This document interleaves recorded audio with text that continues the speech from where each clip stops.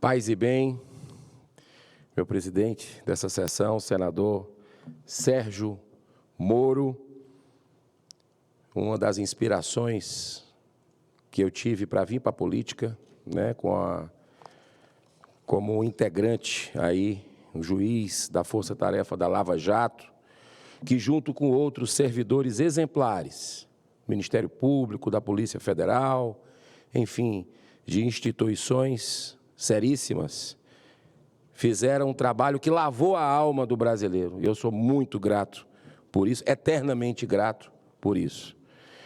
Eu quero cumprimentar as senhoras senadoras, senhores senadores, funcionários dessa casa, muito obrigado, assessores, brasileiras, brasileiros que estão nos acompanhando agora pelas lentes aí da equipe da TV Senado, a partir do trabalho também muito competente da equipe da Rádio Senado e Agência Senado.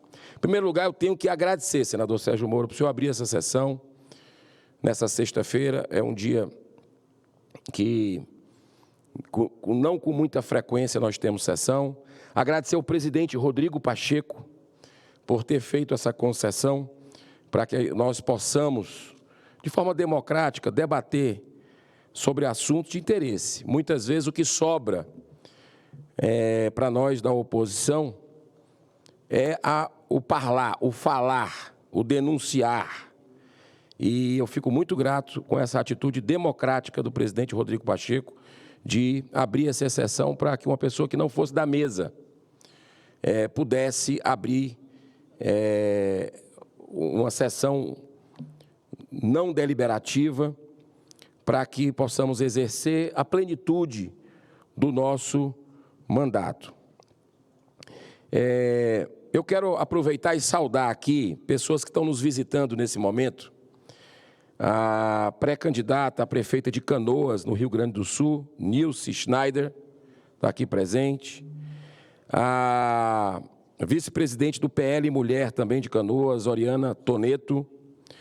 A doutora Fábia Condé de la Garza, que é mineira e está aqui em Brasília, muito dedicada à educação, com equilíbrio, com serenidade, com seu filho, Bruno Guerra. Sejam muito bem-vindos ao plenário do Senado Federal. Senador Sérgio Moro, nós temos muitos assuntos que a gente delibera aqui, assuntos para debater, e essa semana foi tão corrida, com tantas comissões, e a semana que vem vai ser também, mas eu não podia terminar essa semana produtiva sem falar sobre o que aconteceu lá na França. Meu discurso hoje é de uma questão internacional que tem me preocupado muito, porque envolve, de uma certa forma, não só a política francesa, como também ali da Europa e os conflitos que nós estamos tendo ali naquela região, Rússia, Ucrânia. E não é por acaso que o senhor está presidindo essa sessão, porque esse discurso eu tentei fazer na segunda, na terça, aí foram chegando outros prioritários, mas ainda bem que eu estou terminando essa semana falando do que fez o presidente Emmanuel Macron, e que muito me preocupa, não apenas o que ele fez no domingo passado, mas o que ele tem feito ultimamente, a sua postura beligerante, o que não condiz com um discurso que a gente precisa nesse momento delicado da humanidade. Então, logo depois da derrota acachapante do presidente da França, Emmanuel Macron, nas últimas eleições para o Parlamento Europeu, ele tomou uma atitude surpreendente, dissolvendo a Assembleia Nacional, que é o Congresso Nacional do país, e convocando novas eleições parlamentares para 30 de junho, primeiro turno. e 7 de julho, segundo turno. A grande vitoriosa foi a sua principal adversária, Marine Le Pen, cujo partido obteve o dobro dos votos do partido de Macron. Agora, no último final de semana. Não deu nem uma semana ainda. Nessas eleições ao Parlamento Europeu, composto por representantes de 27 países, a direita foi a grande vitoriosa. O conservadorismo venceu. Com a nova composição, os deputados conservadores de direita e centro-direita serão 402 do total de 720, num domínio inédito de 56%. É uma resposta evidente da insatisfação em relação às políticas globalistas da União Europeia nos últimos anos. Além da dissolução do parlamento francês, o primeiro-ministro da Bélgica renunciou ao seu cargo. A eleição mostrou um dos resultados mais significativos dos conservadores desde a fundação da União Europeia. Isso sinaliza claramente para uma tendência em nível mundial, quero deixar isso claro, a nível mundial, isso é uma tendência. Inclusive, nós estamos vendo aqui na América do Sul. É o que aconteceu recentemente na Argentina e que também deve se dar nas eleições presidenciais desse ano nos Estados Unidos, com a vitória dos republicanos. O jornal New York Times já emitiu opinião nesse sentido. Atenção! A repercussão foi geral. O jornalista brasileiro Jamil Chad, há mais de 20 anos trabalhando como correspondente europeu, ressaltou que, abro aspas, pela primeira vez existem vozes contrárias ao projeto europeu de integração com um espaço suficiente para influenciar no futuro da agenda do bloco. Esses resultados revelaram uma crise existencial da União Europeia, com repercussão que serão sentidas pelos próximos anos. Essa decisão, senhor presidente, radical de Macron, não chega a ser um golpe. É previsto na Constituição, porque trata de um dispositivo da Carta Magna Francesa há mais de um século, mas só que foi utilizado 8 vezes de forma excepcional ao longo da história republicana daquele país. Mas é uma decisão de altíssimo risco político. Não podemos esquecer que na França o seu voto é facultativo, e eu acredito que o Brasil também deveria ter voto facultativo. Ou seja, são eleitores lá na França conscientes que se dirigem às urnas. Ou seja, tem esse sentimento de cidadania. E o mais importante, diferente do Brasil, lá não existe um TSE que interfere parcialmente nas eleições, se comportando como um verdadeiro partido político. Foi isso que a gente viu nas eleições de 2022. Eu já falei os casos escandalosos que a gente viu aqui. Aqui eu já abordei esse assunto algumas vezes. Depois de 2 anos do seu mandato como presidente, Macron já não tem maioria no parlamento francês. Uma das reivindicações da oposição é pôr fim à imigração em massa, além da insatisfação crescente com as políticas econômicas. Agora, chega um ponto que me toca profundamente a alma e que eu acho que é o princípio do fim dessa ideologia que move esse presidente beligerante, intolerante, que é Emmanuel Macron.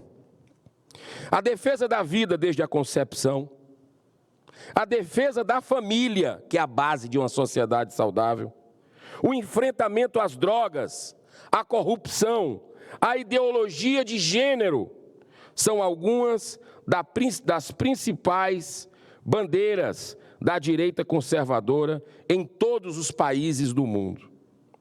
Eu chamo a atenção para essas bandeiras porque o Macron promulgou recentemente, ele comemorou. As imagens são chocantes. A celebração, como a inclusão do aborto como direito na Constituição francesa, e afirmou o desejo de ver o aborto legalizado em toda a Europa. Olha só, não sai da minha cabeça aquele momento, me parece um pouco daquela passagem de Jesus que diz, eles não sabem o que estão fazendo. Comemorando algo que o mundo todo está repensando e já começa a retroceder, como os Estados Unidos, onde o aborto era legalizado até 2 anos atrás, depois de 50 anos, com o avanço da ciência, as estatísticas sociais, mostrando que 2 vidas são devastadas com essa nefasta prática, os Estados Unidos entendeu, e pela lei do heart beating, que é a lei do coração batendo, porque com 18 dias da concepção já tem um coraçãozinho batendo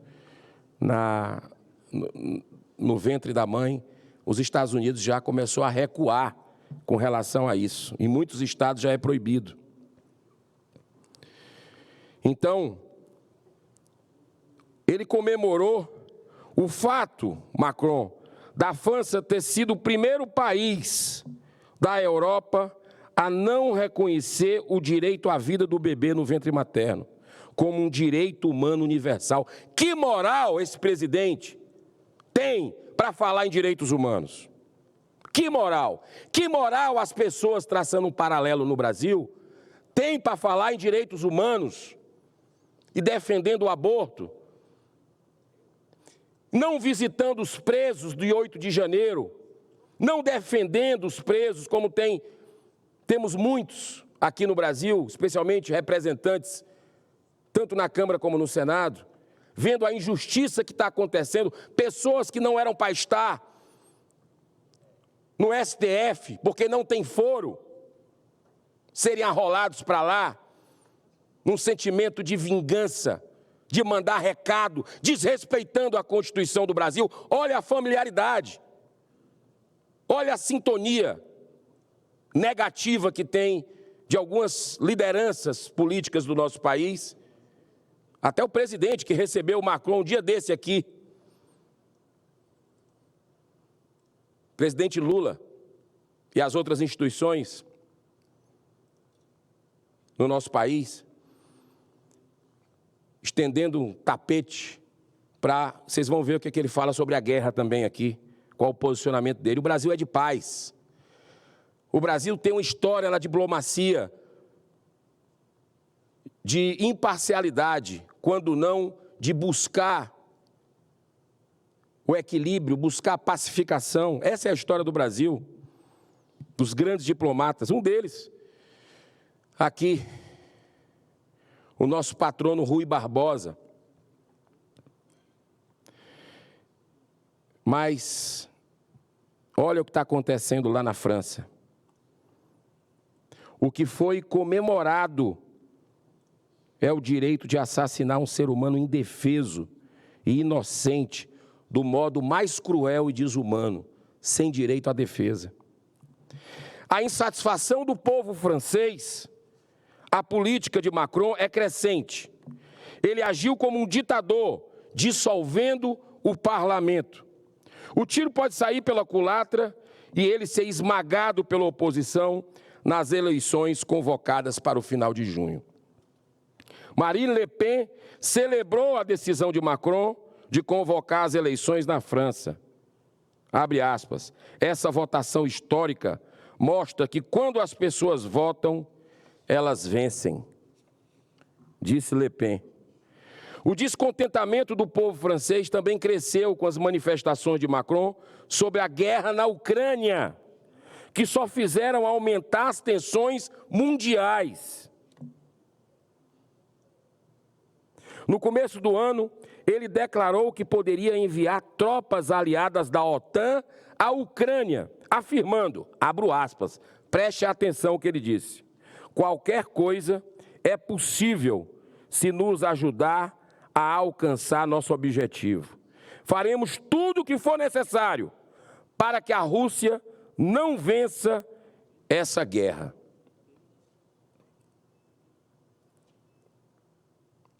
Eu vou fazer um discurso na semana que vem sobre essa questão da Ucrânia e da guerra, da Ucrânia e da Rússia, que o Brasil tem dado um péssimo exemplo. Só recebe um lado, só ouve um lado. Ontem mesmo, o presidente Lula falou com Putin ao telefone. Mas aqui, há meses, e eu tenho um requerimento na Comissão de Relações Exteriores que não foi votado. O Brasil não recebe o presidente da Ucrânia. São dois pesos e duas medidas. É um claro alinhamento do Brasil contra a Rússia. Quando nós temos aqui no Paraná, senador Sérgio Moro, uma grande colônia de ucranianos, sobretudo no Paraná e Santa Catarina. O Brasil está desprezando essas pessoas. Seu presidente não está tendo a receptividade que deveria ter, equilibrada com o outro lado, que é da Rússia. Muito preocupante essa posição beligerante desse presidente. Ele falou muito mais coisa sobre isso, num tom desafiador com a Rússia.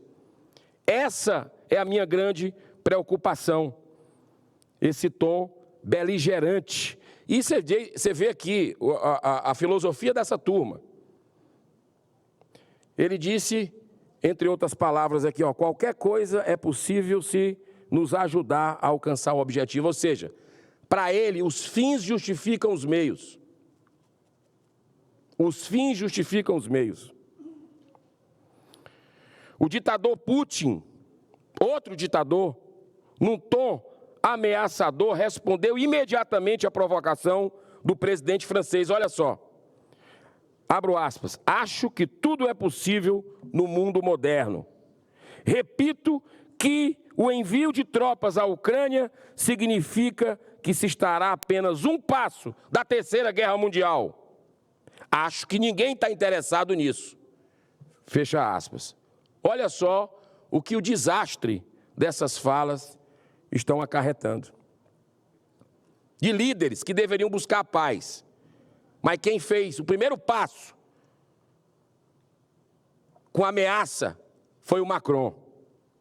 E eles se pintam de bons, de direitos humanos, de pacificadores, de defensores da paz. Tudo mentira. É sempre bom lembrar que Rússia e Estados Unidos detêm 90% das ogivas nucleares do mundo. São 1.710 ativas e implantadas, cerca de 900 mísseis balísticos terrestres e mais de 600 mísseis lançados por submarinos.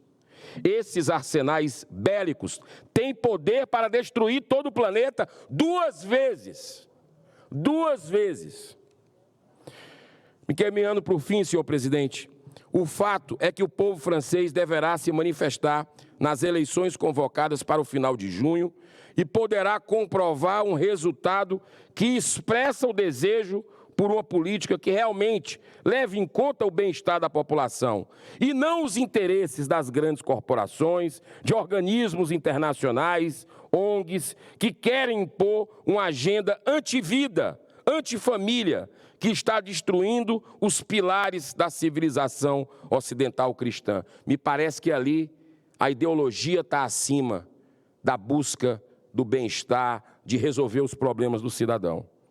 Assim como se deu no Parlamento Europeu renovado, com mais conservadores, esperamos que o mesmo fenômeno ocorra nas eleições municipais desse ano no Brasil.